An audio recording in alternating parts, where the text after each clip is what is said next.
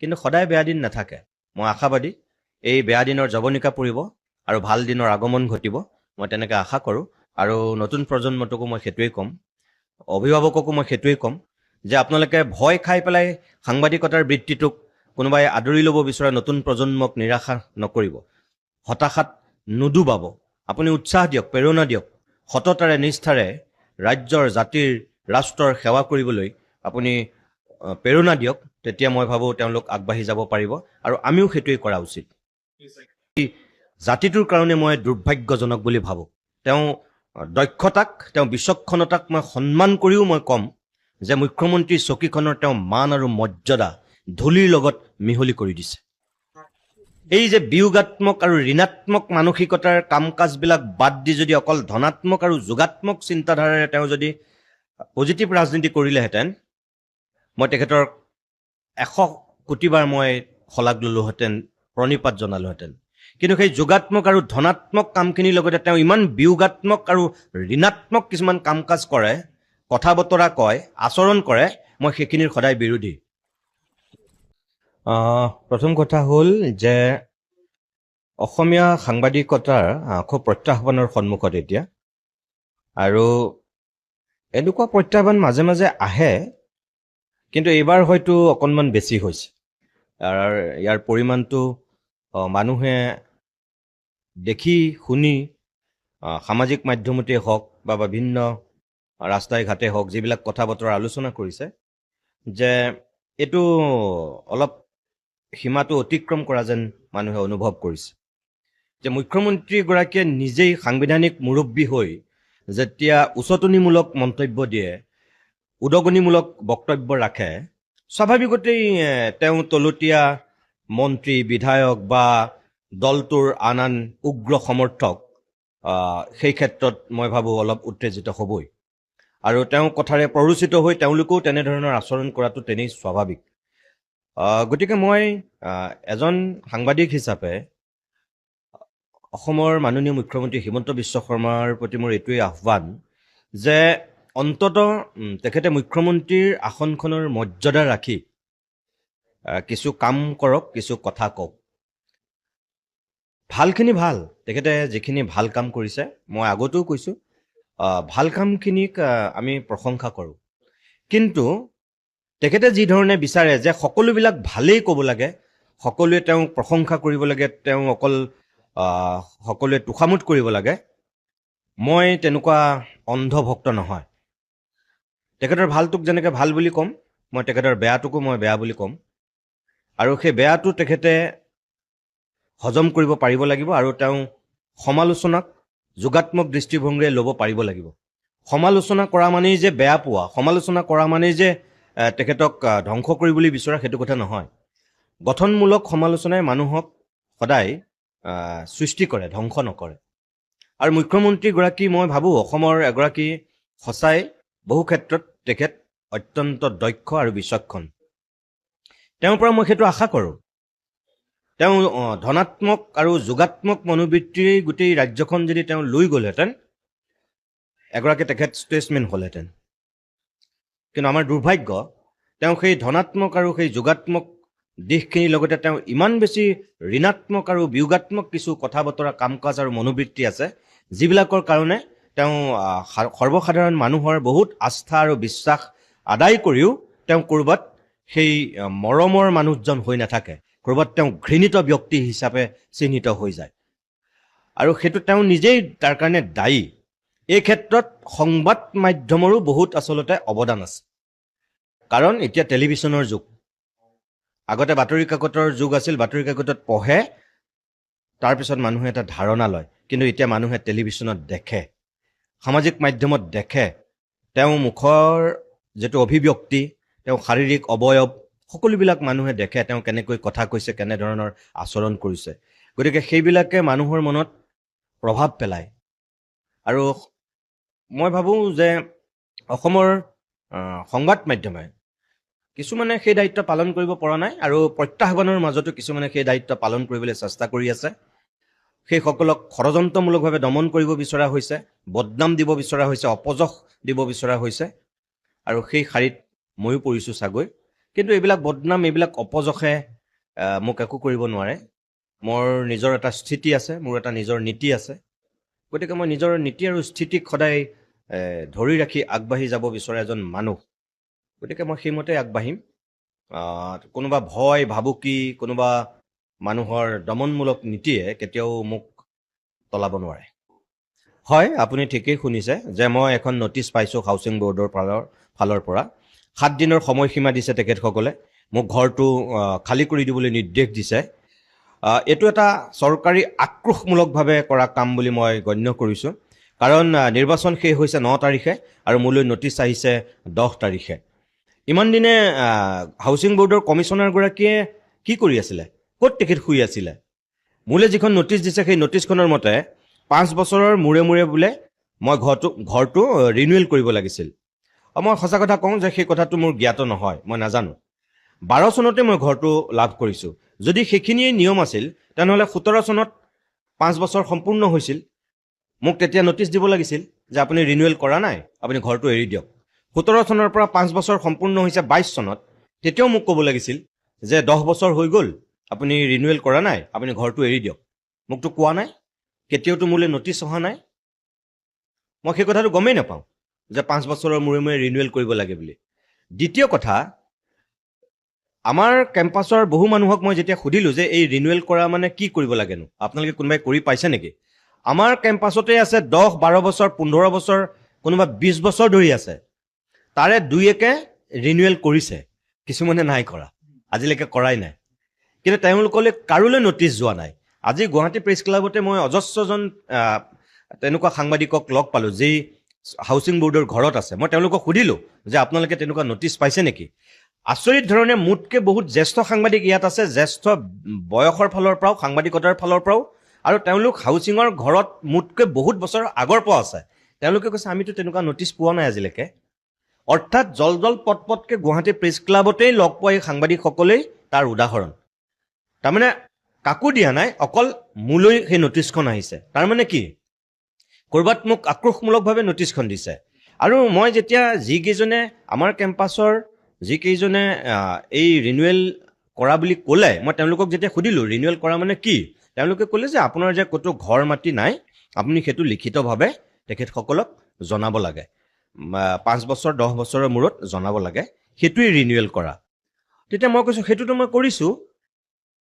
কাৰণ 6-7 মাহৰ আগতে মোলৈ তেওঁলোকে জানিব বিচাৰি কেইজনমান মানুহ পঠিয়াইছিল যে মই ঘৰটোত নিজে আছোনে ভাড়া দিছোঁ।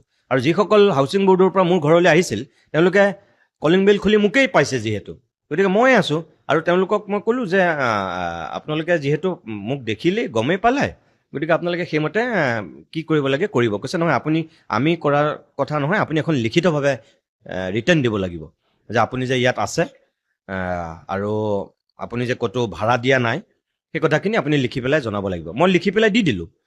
সেইখনত সন্তুষ্ট নহৈ মোলৈ আকৌ এখন নটিচ পঠিয়ালে যে মই কোৰ্ট এফিডেভিট দিব লাগে। মই এখন কোৰ্ট এফিডেভিটো দিলোঁ।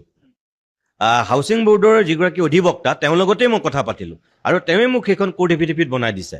আজিৰ পৰা 6-7 মাহৰ আগতেই দিছোঁ। আচলতে সঁচা কথাটো হ'ল সেই তেতিয়াও যি মোৰ তাত সেই হেঁচাটো দিছিল বা সেই নটিচ পঠিয়াইছিল, তেতিয়াও সেইটো এটা আক্ৰোশমূলকভাৱে কৰিছিল। কাৰণ তেতিয়া জয়ন্ত মল্ল বৰুৱাৰ বিৰুদ্ধে মই সৰব হৈছিলোঁ। তেওঁ কেইটামান অনীতি আৰু ভ্ৰষ্টাচাৰী কথা পোহৰলৈ আনিছিলোঁ। সেইটো কাৰণে তেওঁ মোৰ ওপৰত বিতুষ্ট হৈছিল।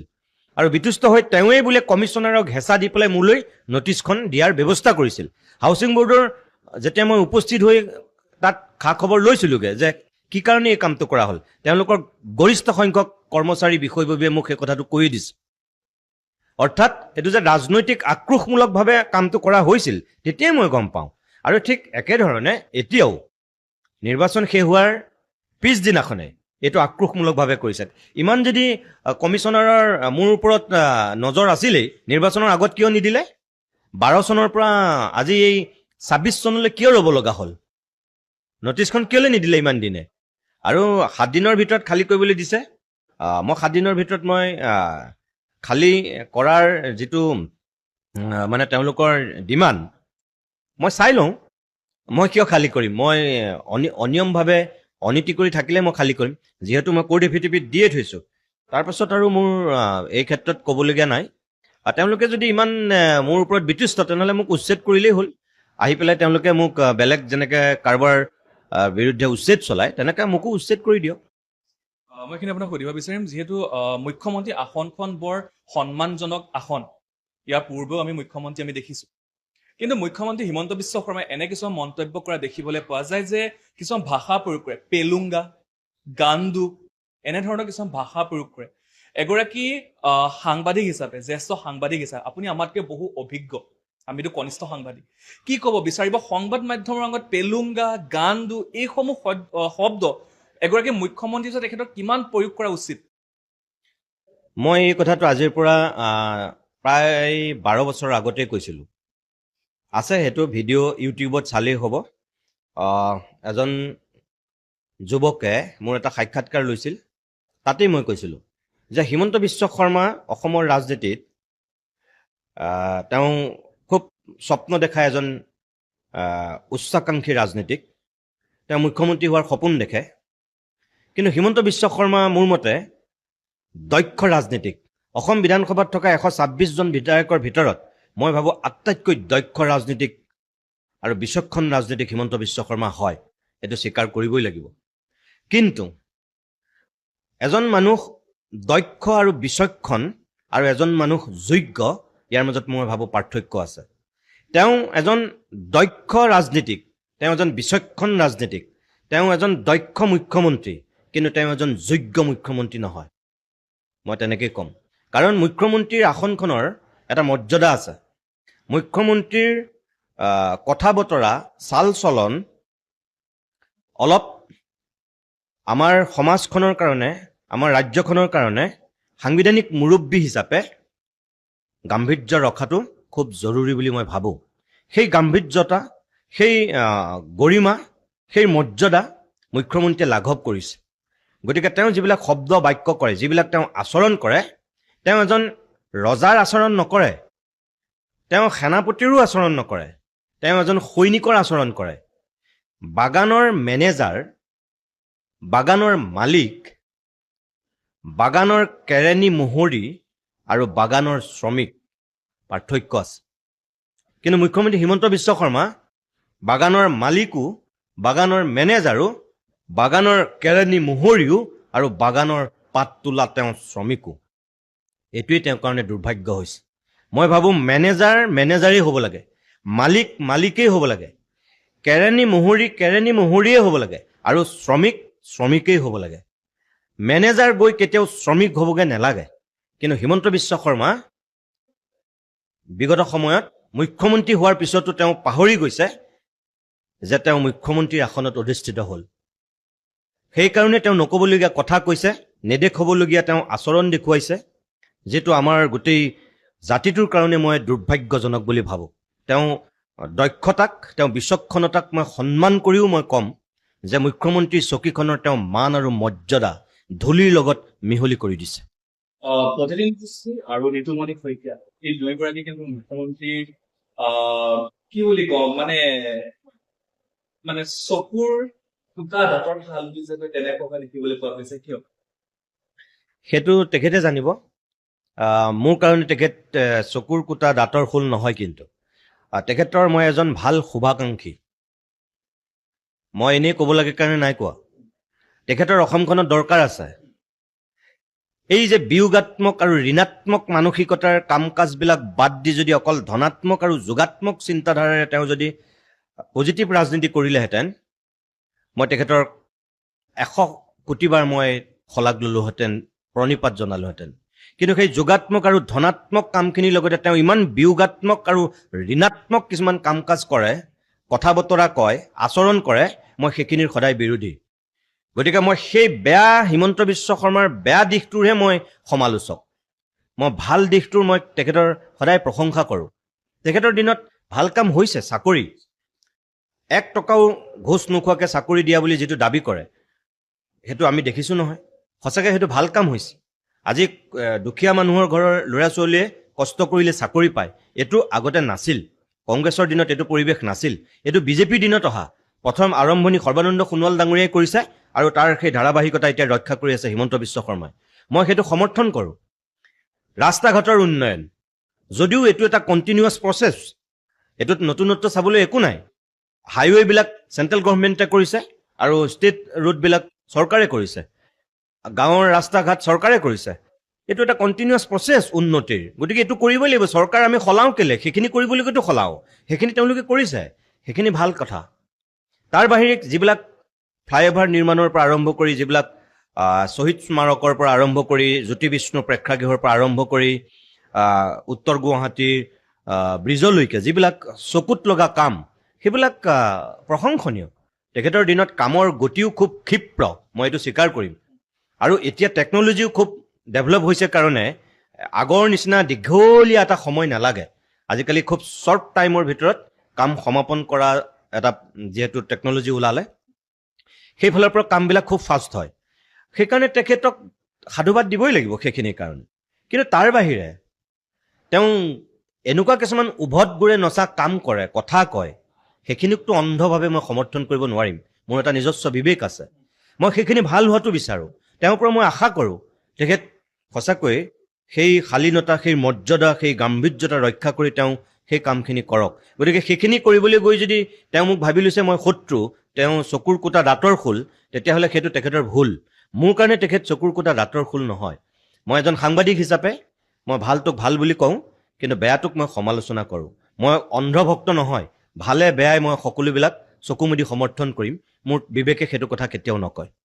শেষত আপোনাক সুধিব বিচাৰিম, যুৱ প্ৰজন্মৰ সাংবাদিকসকলে কি আহ্বান জনাব? যিহেতু বৰ্তমান সাংবাদিক হ'বলৈ বহু সংখ্যকৰ পৰিয়ালে এতিয়া হয়তো ভয় খাব যে মোৰ ল'ৰাটো বা ছোৱালীজনী সাংবাদিক হ'ব নালাগে এনেধৰণৰ আক্ৰমণৰ বলি হ'বলৈ। সেইসকলে কি জনাব? মই ভাবোঁ ভয় খাব নালাগে, সদায় বেয়া দিন নাথাকে। আমি সদায় আশাবাদী হ'ব লাগে।